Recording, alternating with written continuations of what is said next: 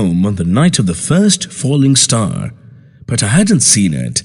It was seen early in the morning, running over Winchester eastward, a line of flame high in the atmosphere, leaving a greenish streak behind it before falling to earth. Ogilvy, who had seen it, was persuaded that a meteorite lay on the common. He found it soon after dawn, not far from the sandpits. An enormous hole had been made by the impact, and gravel and sand had been flung violently in every direction. The thing itself was almost entirely buried in sand. The uncovered had the appearance of a huge cylinder with a diameter of about 30 yards. He was astonished by its unusual shape and grey ashy color, quite unlike meteorites. Then suddenly he noticed that the circular top of the cylinder was rotating on its body with a muffled grating sound. Something within the cylinder was unscrewing its top. It was trying to escape. Deeply alarmed, Ogilvy ran to the town and alerted the authorities, including the Astronomical Society. The news soon spread like wildfire, and people started surrounding the hole where the cylinder lay. When I arrived, the end of the cylinder was still being unscrewed from within, and shortly fell with a ringing concussion on the ground. For a moment, the circular cavity seemed perfectly black. Everyone expected to see a man emerge, possibly a little unlike us, but I saw something stirring within the shadow, greyish billowy movements, one above the other, and then two luminous discs like eyes. Then something resembling a little grey snake coiled up out of the writhing middle and wriggled in the air towards me, and then another. A sudden chill came over me as I saw other tentacles projecting. Astonishment gave way to horror on the faces of the people around me. A big, greyish, rounded bulk, the size of a bear, was rising slowly out of the cylinder. As it bulged up and caught the light, it glistened like wet leather. Two large, dark-colored eyes were regarding me steadfastly. The head of the thing was rounded and had, one might say, a face. There was a mouth under the eyes, the lipless brim of which quivered and panted and dropped saliva. A large tentacular appendage gripped the edge of the cylinder. Another swayed in the air.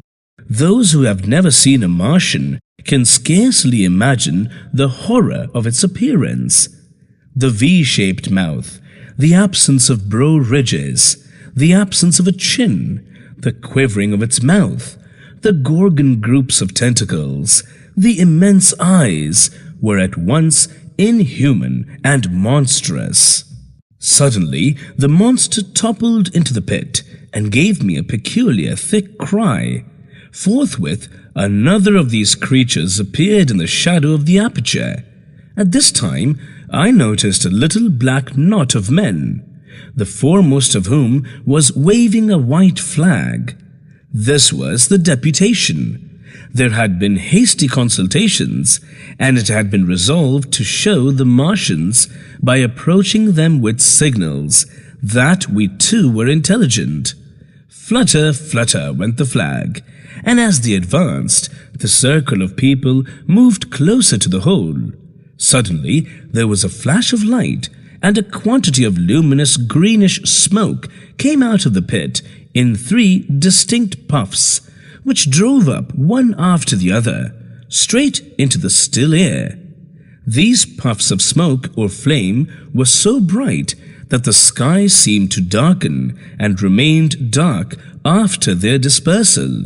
A faint hissing sound was audible. The deputation was arrested by these phenomena. As the green smoke arose, their faces flashed out pallid green and faded as it vanished. Slowly, the hissing sound passed into a humming, into a long, loud, droning noise. Slowly, a humped shape rose out of the pit, and the ghost of a beam of light seemed to flicker out from it. Forthwith, flashes of actual flame, a bright glare leaping from one to another, sprang among the group of men.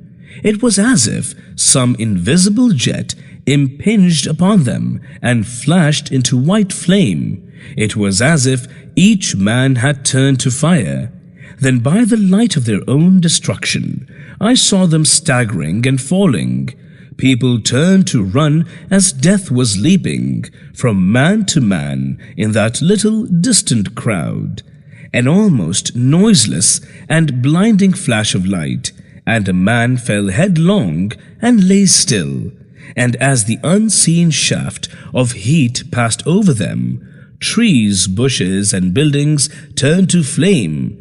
It was sweeping round swiftly and steadily, this flaming death, this invisible, inevitable sword of heat.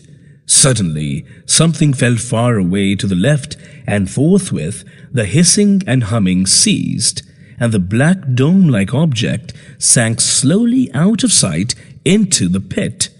Thus began the War of the World.